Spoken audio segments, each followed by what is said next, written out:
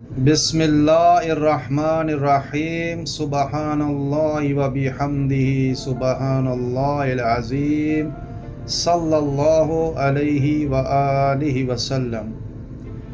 رسول اللہ صلی اللہ علیہ وآلہ وسلم کے لیے گھر میں پلی ہوئی ایک بکری کا دودھ دویا گیا جو انس بن مالک رضی اللہ عنہ ہی کے گھر میں پلی تھی۔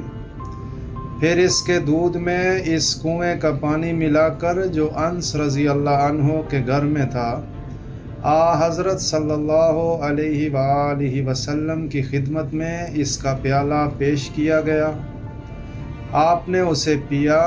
جب اپنے منہ سے پیالہ آپ نے جدا کیا تو بائیں طرف ابوبکر رضی اللہ عنہ تھے اور دائیں طرف ایک دیہاتی تھا۔ عمر رضی اللہ عنہ ڈرے کہ آپ یہ پیالہ دیہاتی کو نہ دے دیں، اس لیے انہوں نے عرض کیا کہ یا رسول اللہ، ابوبکر رضی اللہ عنہ کو دے دیجئے۔